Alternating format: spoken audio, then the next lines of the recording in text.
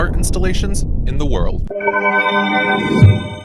Number 12, the Rain Room. This art installation is perfect for people that love rain but hate getting wet. The creation has traveled all over the world, from London to New York to Los Angeles. The Rain Room is not only beautiful, but it also features some fascinating technology. The rain falls from the ceiling, but what stops you from getting wet is several 3D cameras placed throughout the room that turns off the water over your head. This time, you can sing in the rain without getting soaking wet. It's also funny that it came to Los Angeles because that is likely the most rain that they have seen in their entire lives. Number 11, the Melting Men. This art installation is one that doesn't exactly last that long. This unique piece of art lasts only as long as it takes for the sun to melt it. Brazilian artist Nelly Azevedo is the one responsible for this strange but cool work of art.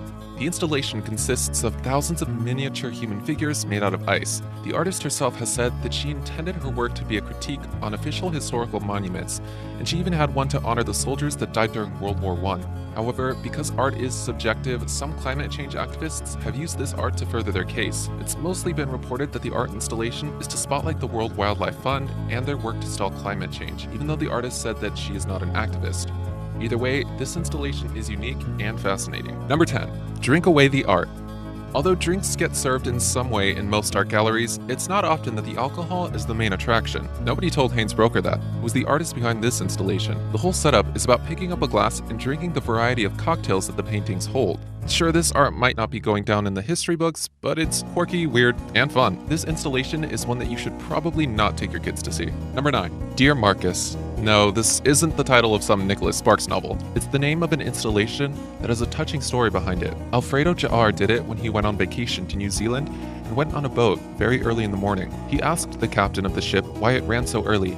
The sailor told him that he does it so that a boy from one of the islands can go to school on the mainland every day. The story about the kid hit a chord with Alfredo, so he created a series of billboards along the route that had messages for the boy named Marcus. He also got some of his friends to write letters to Marcus too, and leave books within the boat for him to read while he travels. Although a lot of people didn't see it, and obviously wasn't for the general public, the story behind it earns a spot on this list. Number 8, Diminish and Ascend.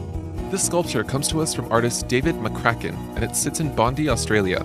From certain angles, the sculpture looks like a staircase that goes on forever, and it is a favorite at the outdoor gallery where it stands. It's actually about 30 feet tall, which is still pretty impressive. The artwork isn't so much called its real name, but it's more common for it to be referred to as Stairway to Heaven from the famous song by Led Zeppelin. The way that it achieved the never-ending look is through decreasing the size of the staircase as it gets taller, so that it seems like it's disappearing in the distance. Number 7, The Tiger and Turtle. If roller coasters aren't for you, then this might be right up your alley. Called The Tiger and the Turtle because of the resemblance to a high-speed roller coaster, but without any way to ride it except to walk, the name fits perfectly. 2 artists collaborated to make this masterpiece, Ulrich Genth and Heike Mutter. It's made out of 120 tons of galvanized steel, which includes 17 posts. Bring your walking shoes because there are 249 steps on the walkway, and it is 220 meters in length. There are also LED lights to illuminate the walkway at night. It also offers great views from its height, and it can be found in Duisburg, Germany. Number 6, The Falling Garden.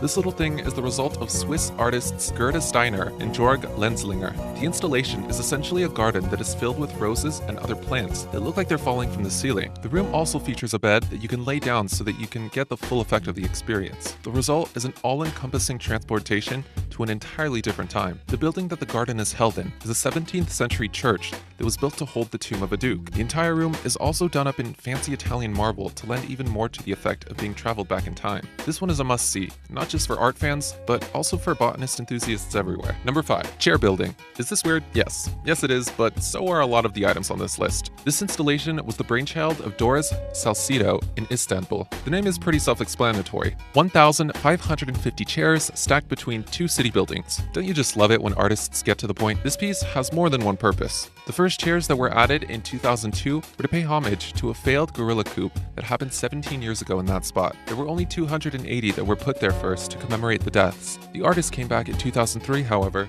so that she could add the final chairs. This time, to celebrate faceless migrants who underpin our global economy. Whatever the reason for the piece, there is no denying that it is one of the weirdest art installations in the world.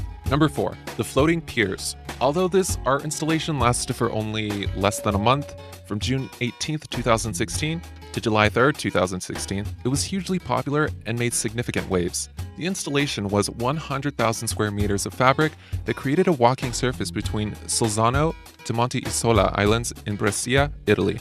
The installation has been a passion project of artists Christo and Jean-Claude since 1970. In the end, the project wasn't put into action until 2013 by Christo, when his partner Jean-Claude died. The project was estimated to take $11 million to be able to build, but it ended up costing about $17 million. The cost of the project was entirely paid for by Christo, and it took over 600 workers to be able to do. In the end, the free exhibition ended up attracting about 1.2 million people, or 72,000 people a day. Number 3. Mark Jenkins. This American artist that specializes in installations has pretty incredible work no matter which one you're looking at. Because the unsuspecting public sees most of his work, his art is often hunted by law enforcement. His work usually conveys different messages, from the controversial to the humorous, but a running theme in his work is the dehumanization of the homeless. Currently, he lives and works in Washington, D.C. Jenkins also enjoys teaching as much as he can, which includes doing masterclasses, YouTube videos, and workshops. Number 2. Branch work. This installation is the work of artist Patrick Doherty that has become famous for doing massive sculptures out of twigs and branches. The level of construction is nothing to be scoffed at. A lot of the sculptures are large enough for people to walk through. His work has become famous because of the unique ingenuity that it took for him to make it and the lack of anything else like it in the world. This artist is one that is well worth looking into. Number 1. The Infinity Mirrored Room. This piece is sure to freak everyone out just a little bit. The room was the work of an artist by the name of Yayoi Kusama, and it is essentially a mirror-lined room that features hundreds of LED lights across the chamber. The idea may sound simple, but the result is anything but. The room aids the effect also because the floor is a little flooded with water to add more reflection to the party. If you want to see this piece of art, you better do it now though.